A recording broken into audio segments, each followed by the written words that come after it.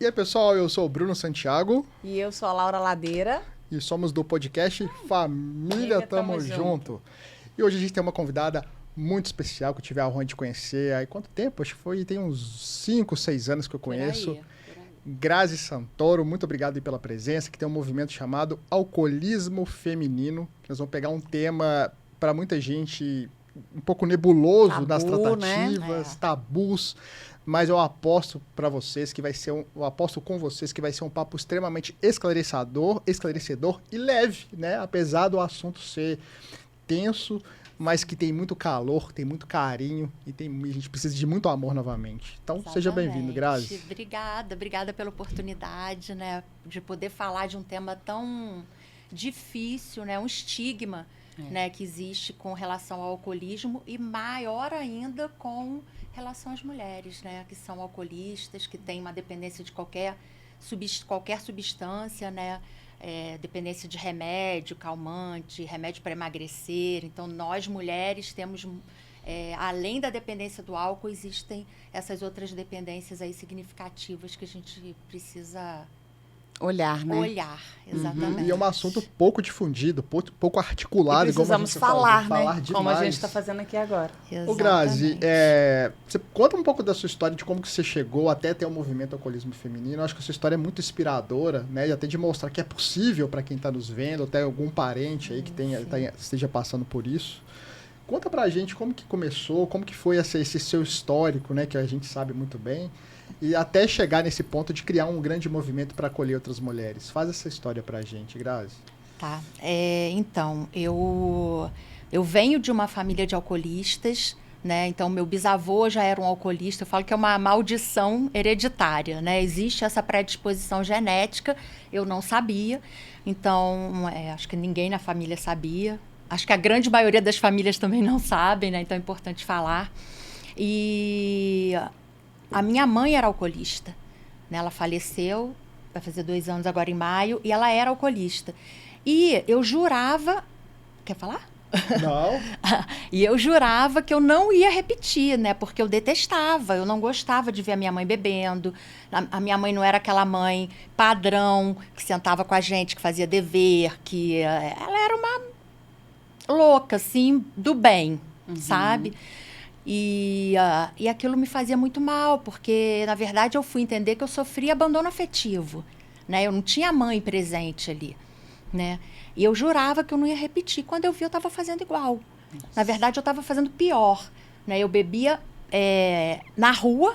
Ela sempre foi mais de beber em casa. Eu bebia na rua. Isso com quantos anos, mais ou menos? Eu comecei a beber com 17 anos, porque isso é muito comum também, infelizmente. Hoje é o dia... Dia Mundial da Adolescência, né, da Juventude. Então, assim, infelizmente, as famílias incentivam os filhos a beberem. A partir do momento que você coloca a bebida dentro de casa, você está incentivando seu filho a beber. A partir do momento que você está pegando e falar, isso aqui faz mal, mas eu estou bebendo, o exemplo é o que vale, né? Então, você está incentivando seu filho a beber. E principalmente meninos, tem muito isso, né? 13, 14 anos. Deixa eu beber, deixa eu dar um golinho. Pertencimento do grupo, né? De ser um machão. De estar ali com... Né, o pai vai... Deixa eu beber. A menina também, hoje em dia, não tem muito isso, né? E o cérebro nem está formado ainda, né? 20 anos. Então, assim, quanto mais cedo a gente começa a beber, maior a possibilidade de a gente se tornar dependente, né? E aí, eu comecei a beber muito cedo. Minha mãe me incentivava. Faz uma caipirinha pra ela, deixa ela beber. O que tem? Não sei o quê. E eu sempre bebi muito. Assim, eu sempre... A principal característica da dependência é a perda do controle. Limite. Então, eu nunca tive. Eu podia beber uma vez só no mês, mas eu bebia pra... Com vontade. Pra descontar os outros dias que não bebeu. Eu bebia até desmaiar. Até não aguentar mais, sabe? Então, essa característica, assim, quando eu vi, eu estava fazendo isso, né? Eu estava bebendo sem limite, sem controle, né? Afetando as áreas da minha vida, a área profissional afetada, a área familiar afetada, minhas filhas sofrendo, repetindo a mesma coisa que a minha mãe tinha feito comigo, até de uma forma pior, né? Eu cheguei ao ponto de... Eu acho que esse é o pior, assim, o exemplo que mais me doeu, né? A gente morava num apartamento e aí eu fui Falei, tava com muita fissura, muita vontade de beber. Falei para minhas filhas, uma tinha 6 aninhos, a outra tinha 3. A Carol e a Marcela, que hoje, enfim, tão bem. Se tratam também, porque os filhos têm que se tratar, não tem como fugir, né? E aí eu falei para elas, a mamãe vai na rua comprar sei lá o que. Ela, mãe, não vai, cara, você não vai voltar. Nossa. Mãe, não vai. Não, eu vou ficar aí, não sei o quê. Tranquei elas dentro do apartamento. A sorte é que tinha tela, porque uma tinha 3 anos. Né? Tranquei elas. E o elevador era de frente, assim, para a porta, né? E aí, enquanto eu esperava o elevador, elas batiam. Mãe, não vai. Mãe, abre a porta. Mãe, não deixa. Mãe. E eu fui. E eu só voltei no dia seguinte. Né? E eu jurei naquele dia que eu nunca mais ia beber. Pedi ajuda para minha mãe, pedi ajuda para o meu pai. Fui morar com eles, na casa deles. Né? E foi o pior que eu podia ter feito, né? Assim, eu continuei bebendo, eu não parei. Porque o álcool era mais importante que as minhas filhas. Né? O álcool, ele realmente toma esse lugar de Deus da vida da gente. Não tem família, não tem filho, não tem neto, ninguém mais importante do que o álcool. E aí, lá foi a pior fase, né? Na casa da minha mãe, porque aí minha mãe ficava com as minhas filhas. Teve conforto, você se libertou. Você se libertou, uma facilitação. Talvez um pouquinho do laço que você tinha, entre aspas, né? De responsabilidade ali, tirando você com o seu corpo, eram suas filhas. Então, né? Entendi. Facilitou, né? Minha mãe facilitou. E é o que as famílias fazem. Facilitam o uso para quem tem a dependência. Né? Ela achou que ela estava me ajudando. Na verdade, ela estava facilitando. O alcoolismo, ele tem estágios, né? Então, que eu fosse progredindo na doença. E aí eu me envolvi com uma pessoa, um namorado, e a gente bebeu muito. Eu tinha mania de me envolver com pessoas que usavam outras drogas, além do álcool, então cocaína. Na época era mais cocaína. Né? E aí eu justificava também, mas ele usa cocaína, eu só bebo cerveja, né? E aí, numa dessas, ele me agrediu. Eu apanhei muito, eu levei muito soco no rosto, fui muito machucada. Desmaiei, consegui fugir, né, do carro. Tentei sair do carro várias vezes, e aí num cruzamento eu consegui fugir.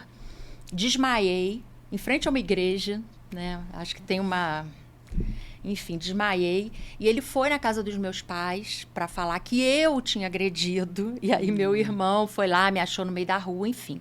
E aí eu fui para um grupo de 12 passos, né? Porque a minha mãe falou, olha, se você não procurar ajuda, se você não for para o grupo de 12 passos, você não mora mais aqui comigo. O que é grupo de 12 passos? Alcoólicos Anônimos, Narcóticos Anônimos, todo grupo que usa esse programa de 12 passos. É como se fosse uma metodologia, né? De acolhimento, né? Isso.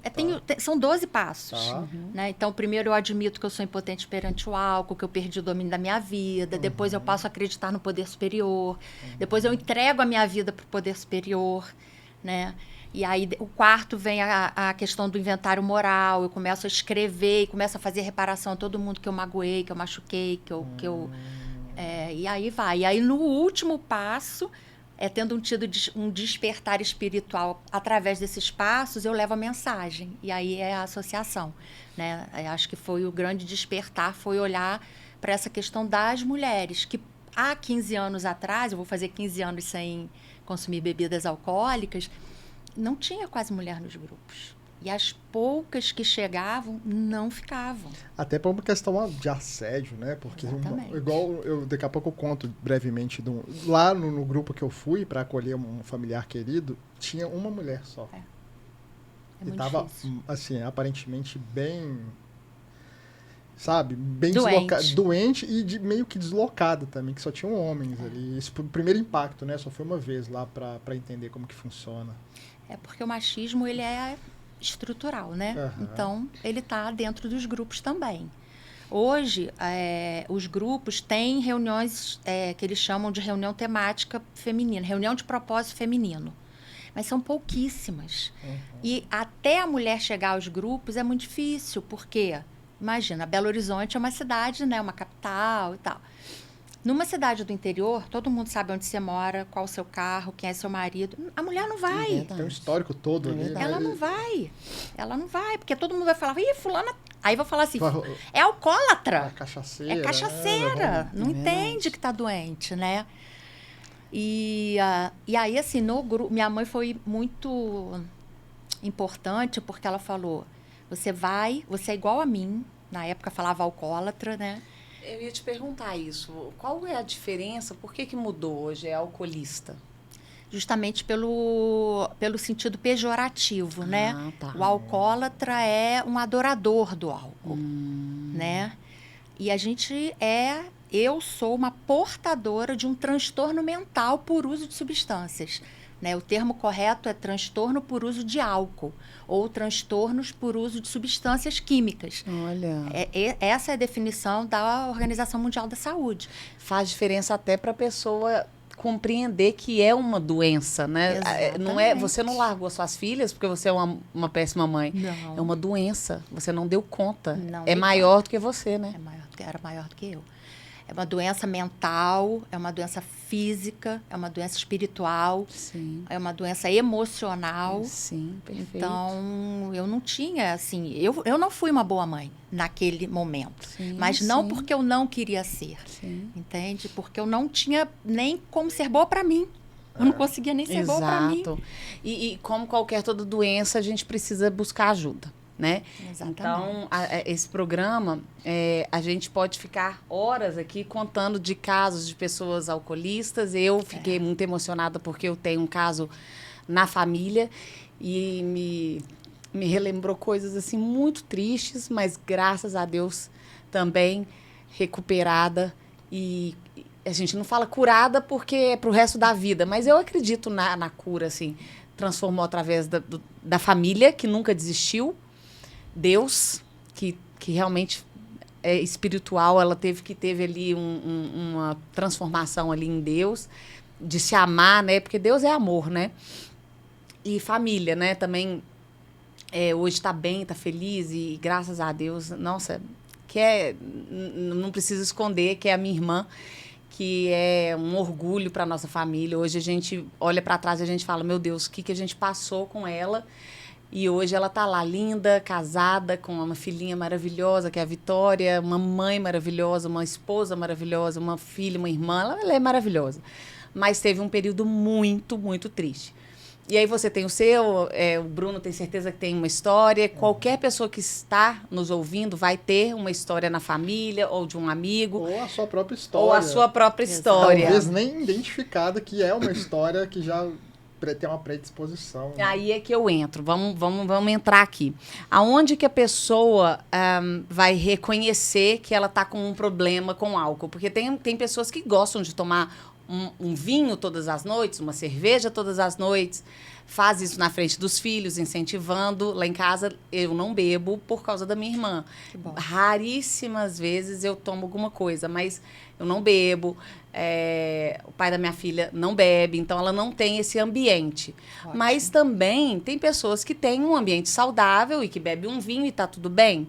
Mas aonde que entra o problema? Onde que a pessoa fala assim, opa, eu preciso buscar ajuda? Na perda do controle, né, ao consumir, aquela pessoa que fala, não, vou beber uma cervejinha, né, eu falo muito de cerveja, porque as pessoas, mas é cerveja, gente, cerveja tem álcool, causa dependência, causa acidente, causa tudo.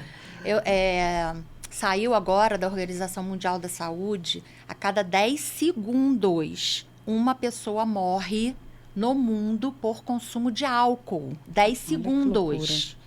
Seja por acidente de carro, feminicídio, violências, doenças crônicas não transmissíveis, então doenças hepáticas, doenças cardíacas, câncer de mama, câncer de... Assim, aí você morreu por quê? Morreu porque bateu de carro? Não. Morreu porque estava alcoolizado. Morreu, né? Sim. Morreu de câncer? Não. Morreu porque ele teve câncer ou ela é uma consequência do consumo do álcool. Né? Então, é uma morte a cada 10 segundos no mundo. Né? Isso é muito grave. E aí, a característica principal da doença é a perda do controle. Né? É quando alguma área da sua vida está sendo afetada. Seja na área do... faltei o trabalho, vou ter atestado porque estava de ressaca. Olha, começa a olhar isso. Isso constantemente, né? Porque de vez em quando... Acho que uma já... Existem questionários. Então, por exemplo, tem um questionário CAGE, que são 4 perguntas. Não sei se eu vou lembrar de todas, tá? Mas uma é... Você, ao acordar, sente vontade de beber? Essa é uma. Outra, que é... Acho que a gente até chegou a falar sobre isso. Alguém na sua família, algum amigo médico, já sinalizou que você está bebendo demais e que quando você bebe, você perde o controle e tal? No último ano. Se uma vez você já fez isso, já precisa ficar atento. Você já deixou de ir ao trabalho ou de cumprir algum compromisso por conta do... Né? E a outra, depois eu posso até passar, vocês podem divulgar e tal. E aí, se você responde 2 das 4... Já é hora de... No último ano, já é hora de procurar ajuda. Olha só, tá vendo? Porque é uma doença progressiva. Sim, começa ali. Começa com abuso, né? Daqui a pouco você está fazendo um uso nocivo, daqui a pouco você está dependente. É meio que silencioso, assim, tendo a cobertura social, degustador de cerveja, ainda mais com essa popularização de cerveja artesanal. Não, tô tomando para experimentar. Eu vejo muito vinho. Mas As mães, eu vejo muito isso. Vou abrir um vinho. Para comemorar. Por que tem que ter a bebida para comemorar, né? Enfim, então... E me trouxe aqui agora, fico até arrepiado. Eu ia falar de um outro caso, mas eu lembrei da minha festa de aniversário, eu vestido de palhaço, todo maquiado, bonitinho, que não vou entrar em detalhes, que o filho dessa pessoa escuta a gente e estragou a minha festa de aniversário, porque ele estava bêbado. E deu um soco na cara do meu pai. Nossa Senhora, que loucura. Violência. Violência nem um soco, violência contra todos os integrantes que estavam ali, ele descontrolado. Meu pai tomou um soco porque tentou segurar o cara. É um pai de um parente meu. Não é nem o caso que eu vou colocar, é outro caso. Que meu pai tomou um soco no rosto porque ele tentou segurar o cara, né? É loucura. O álcool realmente transforma as pessoas, infelizmente, né? E no caso das mulheres... No caso das mulheres, assim, por exemplo, quando a gente fala de violência contra a mulher. Mas o abusador não é um abusador porque ele bebeu. Não. Ele é um abusador porque ele é abusador.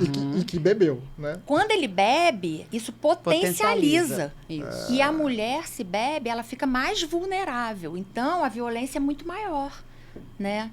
Então, assim, e uma coisa que eu acho importante falar também, né? Já que a gente falou essa coisa de mãe, ela falou do vinho, eu acho importante. 35% das mulheres que nos procuram fizeram cirurgia bariátrica. Eu sou bariátrica. Você é bariátrica. E aí... Potencializa. Potencializa o que? A vontade de tomar vinho? Não. Assim, na verdade, a bariátrica... se toma o vinho, fica... Não, a bariátrica é para quem tem obesidade. Obesidade. Tá. Então, obesidade é o quê? Você está acima de um determinado peso e começa a ter consequências na sua saúde. Faz a cirurgia. Tem muita mulher que faz por compulsão alimentar. A bariátrica, o final da compulsão é a obesidade, né? Entendi. Mas tem mulher que poderia fazer atividade física e tal...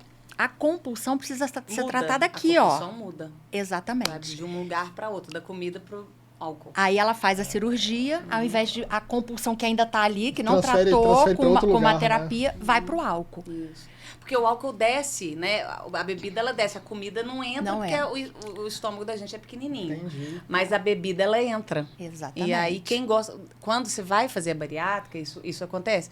O médico pergunta, você bebe álcool? E aí eu falei, não bebo. Ele, ufa. Então, isso é um problema a menos. Mas o seu médico foi bacana, tá? Porque a grande maioria não fala. Nossa, o meu médico não falou. Fala. A gente tem várias mulheres. E aí, o que acontece? Quando você bebe uma dose de bebida, o organismo de quem faz bariátrica absorve 4 vezes mais. E tinha que ser um negócio protocolar. O médico que faz esse tipo de cirurgia tinha que até indicar, avisar, né? Avisar e já articular que essa paciente busque apoio nesse sentido. Tem muitos que falam, você engorda mais 10, 20, que aí você vai ficar na faixa da obesidade, aí eu te opero. Nossa. E a mulher precisa de terapia, precisa tratar a compulsão alimentar, sabe? Então, assim, a gente tem muitas muitas, bebendo vinho, dependentes porque migraram para o álcool, a compulsão que tinham pela comida. E, assim, realmente, para mim, é assim, um cenário muito preocupante, porque infelizmente, as mães, não é o caso do Bruno, que é uma raridade, né? E provavelmente você e seu marido. Sobrecarregada. A mulher é sempre sobrecarregada. Sempre, sempre. E ela é sempre a responsável. Então, é ela que fica com os filhos a maior parte do tempo. Exato. É ela que leva para a escola, é ela que busca. Imagina uma mãe alcoolizada. E que é mãe solo também, né? Mãe solo, que tem demais. Então, assim, a gente tem muitos casos de mulheres, mãe solo, ou que o marido não é participativo e que ela fica... E aí ela se sente culpada. E a grande maioria das mulheres demora mais a pedir ajuda. Porque tem vergonha, porque se sente culpada. Porque não tem nem tempo de pedir ajuda. Mas olha que engraçado, né? Por exemplo, se fosse você... Ai, o Bruno tá bebendo demais, né? Vamos ajudar o Bruno? Aí até sua sogra te ajuda. Sua mãe te ajuda, sua sogra te ajuda, sua mulher te ajuda, eu, ela, todo mundo ajuda. Para a família. A mãe é um absurdo. Quando né? é a mulher, a própria mãe dela fala, você tá bebendo demais. Que absurdo. Que absurdo. Dos seus filhos, Que como é que os você vai outros- fazer? O que os Né? outros vão achar de você na rua? O que a minha vizinha vai achar? Né? Como é que você pode ser essa mãe horrorosa que É você tá verdade. sendo? Isso é fato. Entendeu? Aí fala assim, vamos internar. Com quem que vão ficar as crianças? Gente, com o pai, né? Tem pai, né? Tem avó, tem, né? Mas as exato. mulheres se sentem extremamente culpadas. Então, elas demoram mais. Elas bebem vodka porque não tem cheiro. Elas escondem bebida dentro de casa. E quando elas vão buscar ajuda, elas já estão no estágio muito avançado da dependência. E puxando pro lado dos homens, tem aquela questão do machismo, pegar até a geração do meu pai, a minha geração ainda continua, mas acho que a do Samuel já é uma geração linda, da Sofia também, do homem não pedir ajuda para questões emocionais. Né? Eu percebo muito nesse caso particular da minha família, que é uma pessoa, que é um homem, que ele não se expressa, nunca se demonstrou, nunca deu abraço, nunca deu um beijo, sempre muito fechado, justamente pela criação que ele teve do pai dele, sabe? Então, eu acredito muito que um dos viés deles de colocar para fora as suas dores, as suas pressões, foi através do caminho do álcool, né? Onde tinha aquela rodinha social, né? Que todo mundo tá ali se escutando, né? A gente tem a mania de, entre aspas, não sei se é a palavra certa, mas eu já escutei isso, de demoniar os botecos. Mas talvez é o ponto que o cara teve de se expressar ali, de ter alguém para conversar sobre futebol, para conversar sobre as dores, para conversar sobre questões dentro que ele não teve a possibilidade de falar dentro de casa, porque às vezes o pai era muito rígido, né? Teve uma criação muito dura. Então eu acredito, não sei se eu estou falando uma besteira, talvez o caminho da bebida, que poderia ser a alimentação, mas acho que a gente está recortando a bebida, era uma zona de fuga para aquela pessoa, principalmente o homem, que é muito travado de falar sobre sentimentos, de procurar mas ajuda. o caminho a fuga que é o errado, que é o que você falou. É o que a gente trabalhar é a fuga. Porque fugir pro álcool, ou fugir pro boteco, ou fugir pra comida, nada disso é bom pra gente, né? O ideal é a gente descobrir o porquê que a gente tá fugindo. Eu entendo, mas o errado que foi possível. Sim. É o que a gente dá conta. E muito normal, né? Assim, ir para um bar beber, para os homens, principalmente homens mais velhos, era isso, né? Chegava em casa do trabalho, tô cansado. Aí a mulher fica com os filhos, ele vai pro bar beber. Exato. Né? E tudo bem que ali ele vá se abrir, vá ser ele. Isso. Né? Talvez, né? Principalmente bebendo, ele tenha solta, uma liberdade maior e tal. Mas se ele tem, né? Normalmente, a predisposição genética grita. Lá na associação, a gente faz uma pesquisa, né? Então, 90% das mulheres têm histórico familiar.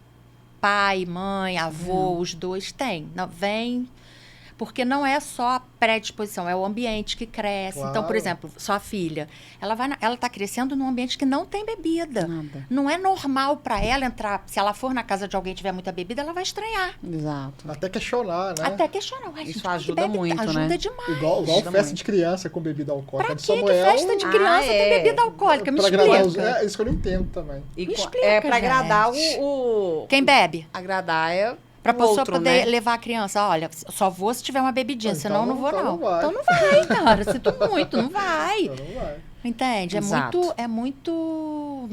Essa questão do álcool, a gente fala que o alcoolismo é a doença da negação.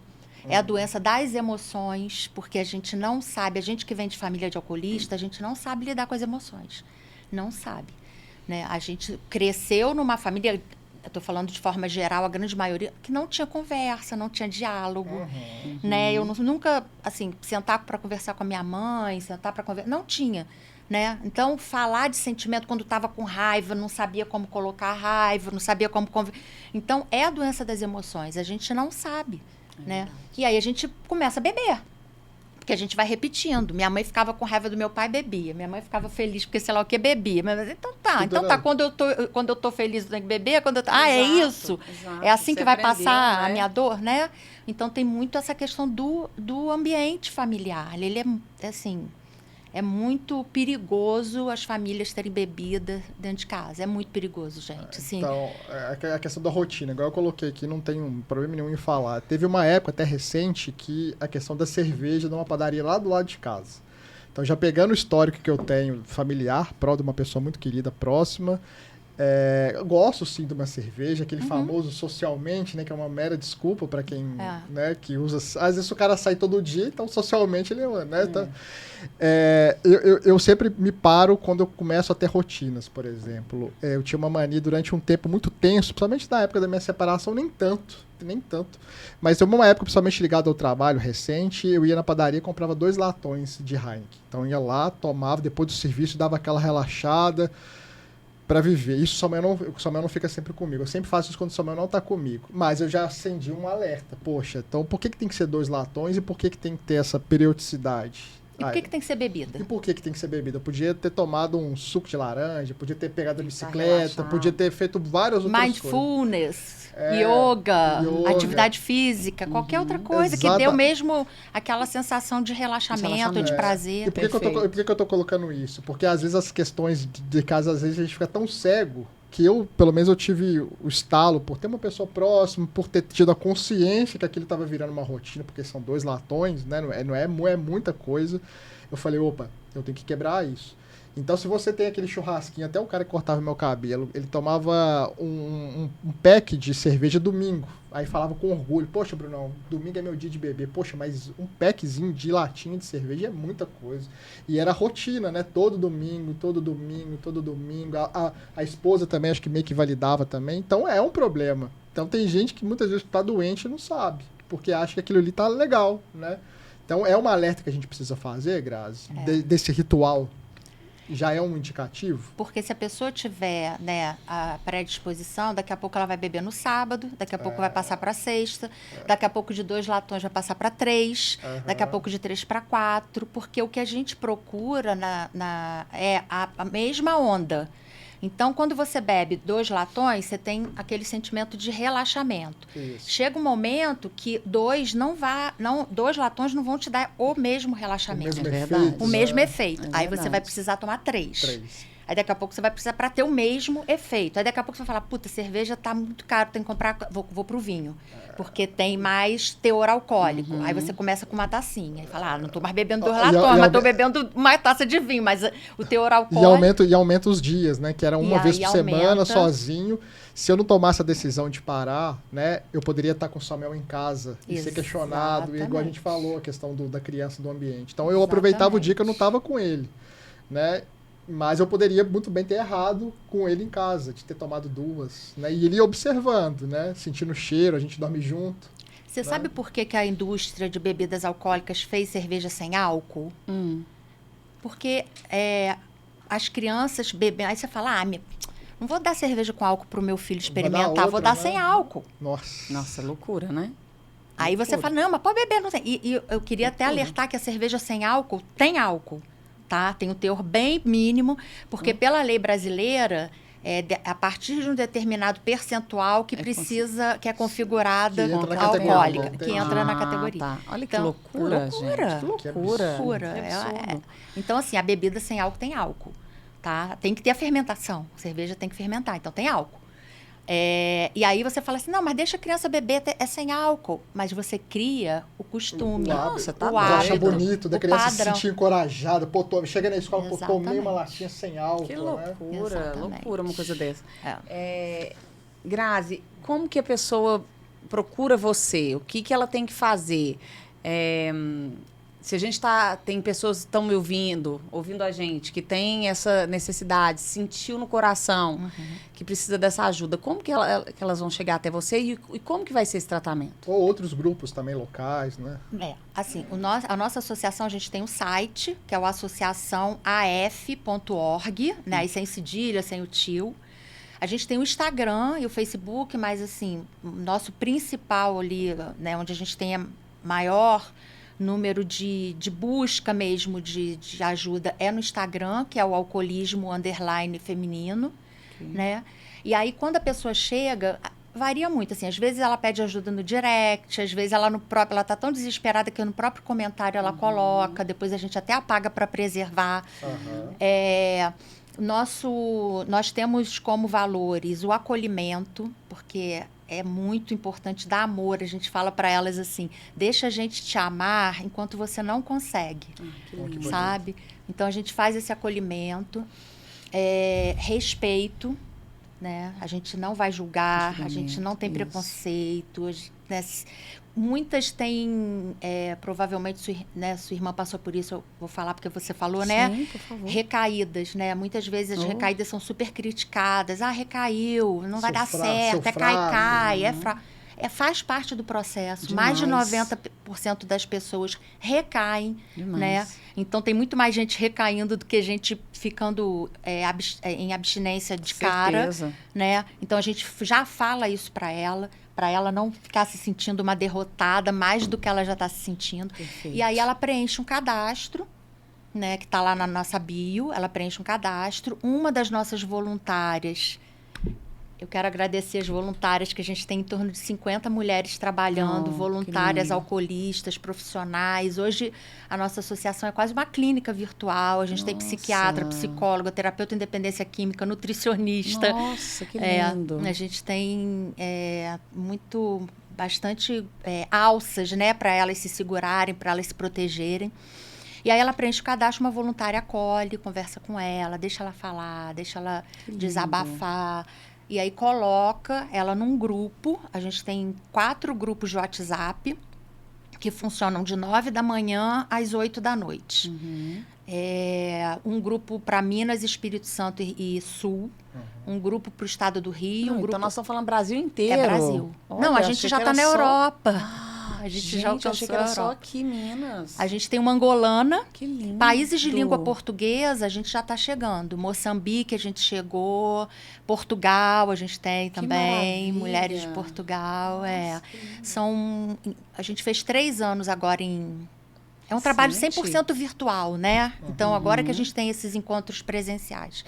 Então, o alcance é muito mais longe. Possível, né? A gente acolheu em 3 anos 1.500 mulheres. Nossa, que fantástico. 1.500 Parabéns. Mulheres. Obrigada. Que bênção. E para quem é homem, né? Porque vocês acolhem normalmente... Familiares dos homens a gente acolhe. Familiares dos homens. Então, mais ou menos o processo que eu estou participando daquele cadastro que eu fiz. Sim. Então, eu vou ser acolhido. Vai ser acolhido, vão te ligar, vão te explicar.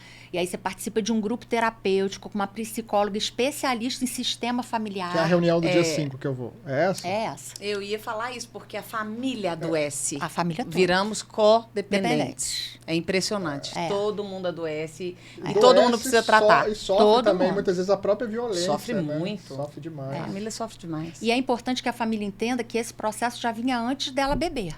Porque a família já estava adoecida antes. Sim. Para ela também não ficar falando assim, eu sou a culpada da minha família tá assim. Não. A família já vinha, tanto é que tem o histórico familiar aí de talvez de alguém ou outra pessoa na família beber muito, ou ser uma pessoa muito machista, ou ser uma mulher. Então, assim, sempre tem uma disfuncionalidade na família. Perfeito. Para que ela, né, a família não ficou assim ali doente. Ali foi uma fuga, né? Ali foi uma fuga de algo.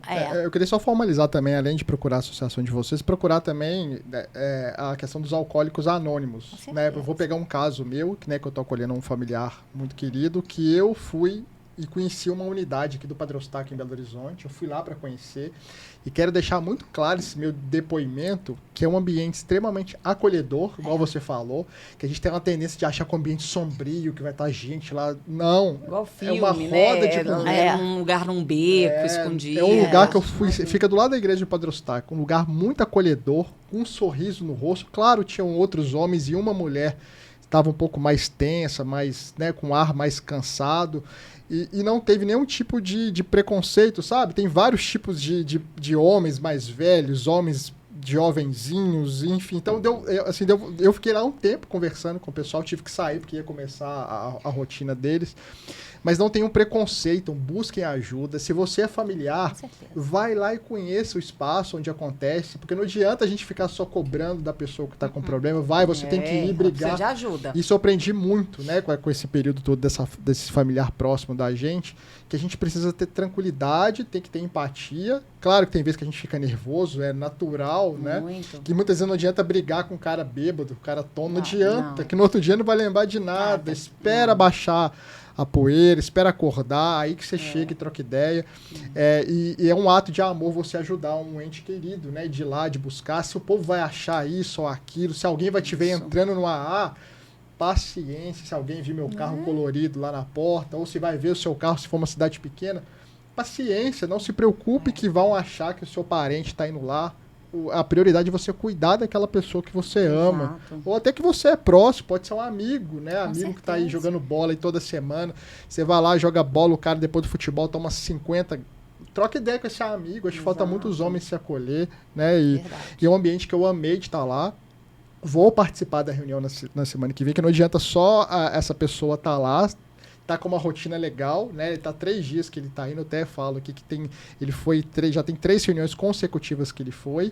Ele foi apadrinhado por um dos membros, né? Acho que isso é tão legal, achei tão fofo de um homem acolher outro homem, para que crie mais um vínculo, né, de compromisso, que vai ser bem, né, tô aqui, um ajudando o outro. Então, assim, pela minha experiência próxima, que eu coloquei 2 experiências, uma foi dos latões, que eu tive que refletir para que eu não me tornasse, né, seguisse um fluxo meio perigoso, e também estou passando por esse processo de cuidar do ente muito querido, e a gente está muito feliz, né, e é isso. Grazi, para a gente finalizar, eu queria deixar o meu recado, né, o Bruno já está falando muito bem também da família, do processo da família. No meu caso, a família foi essencial. A gente nunca desistiu da minha irmã. Com todas as recaídas que foram terríveis, internações, momentos assim, eu fico arrepiada. Assim, também. Eu não posso ficar lembrando, porque eu fico emocionada. Mas assim, hoje eu me emociono com orgulho. Porque ela conseguiu vencer e nós vencemos a família. Sim. Então, não desista do seu ente querido. Não desista de alguém da sua família, seu marido, seu filho, sua filha, seu pai, sua mãe. Não desista, porque tem solução. Mas essa solução, né, existem casos bem-sucedidos, né, porque envolve isso tudo. Ajuda, envolve uma comunidade, é um ajudando o outro. E esse é o seu papel lindo, que, assim, que multiplique, que a gente possa te ajudar a divulgar isso e que isso possa ajudar muitas mulheres. E deixa aí o seu recado para essas mulheres, quem está nos ouvindo, se tiver com esse problema, deixa o seu recado para elas. Eu já me perdoei, acho que isso é o mais importante, né? Acho que as mulheres precisam se perdoar, né? E para isso precisa dessa ajuda, né? Precisa dessa proteção familiar, precisa de tratamento com especialista.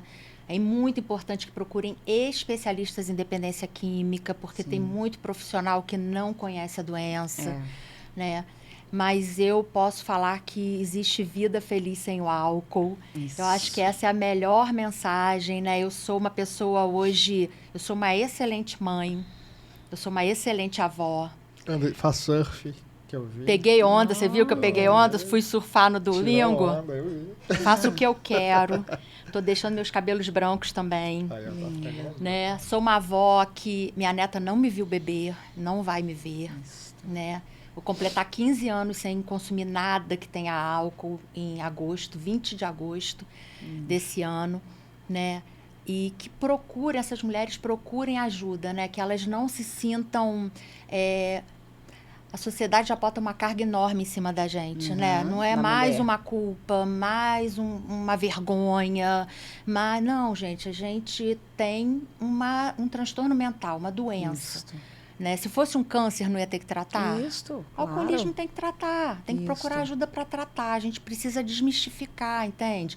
Tá com problema, que não é um problema, tá doente, tá com transtorno mental, procura ajuda. Isso. Tá vendo que o álcool tá, de alguma forma, atrapalhando a sua vida? Procura ajuda. Perfeito. Porque quanto antes parar, melhor. Perfeito. Ou o álcool melhorando a vida, né? Achando que tá melhorando, né? E hoje nós falamos do alcoolismo feminino, tá? Mas isso vale também para a mulher que está nos ouvindo, que a gente tem um público feminino muito grande, né, Bruno? Tanto eu quanto você, de mães, é muito grande. Isso. Mas tem o marido que está com problema com álcool, que está bebendo toda noite, e isso gera discussões. Não vai ser o caso de procurar a Grazi, mas busca ajuda. Mas pode também, né? Que você vai poder ajudar. Eu procurei a Grazi, no caso é masculino. A gente tem um grupo para familiares, porque assim, a procura foi tão grande que a gente tem um grupo para familiares de homens e mulheres. Então pronto. Então podem procurar que então, a gente ajuda. Não tampem o sol com a peneira. Tem que agir rápido, né? Não deixe para semana que vem. Só vai piorar. E tem uma oração, posso finalizar então com essa oração? Acho que a melhor mensagem que eu posso passar, existe além do A, do NA, existe o Amor Exigente, que ajuda também, existe Faces e Vozes, existe a nossa associação. Assim, todas essas são organizações bacanas para procurar ajuda. E tem uma oração do Amor Exigente, vou dar a mão aqui. Coloque sua mão. Essa? Eu vou falar, vocês repetem, tá? Tá bom. Eu seguro a minha mão na sua. Eu seguro minha mão na sua. E uno meu coração ao seu. E uno meu coração ao seu. Para que juntos possamos fazer. Para que juntos possamos fazer. Tudo aquilo que sozinha eu não consigo. Tudo aquilo que sozinho eu não consigo. É isso. Tamo junto. Tamo junto. Família, tamo junto. Isso aí, Grazi. Muito obrigado. Muito obrigado mesmo por estar aqui, pelo movimento, né, de gritar para o mundo, né, essa importância do tratamento. Então, quero muito agradecer a sua presença. Quero também agradecer também, né, aos nossos patrocinadores, que graças a eles a gente está aqui hoje, criando esses movimentos de conteúdos importantes, que é o Tauá Resorts. Muito obrigado. O Inbox Studio. Mais uma vez, digo muito obrigado aí por tudo, cara. Breno, Abel. E agradecer o Kidsa, né, que tem um curso de programação, curso de inglês para crianças. Então, obrigado e as empresas que nos apoiam. Tem empresas que querem nos apoiar também, né, Bel? Temos várias empresas aí. Apoiem a gente para a gente conseguir levar mais conteúdo. Enfim, então, muito obrigado e até a próxima. Valeu! Tchau!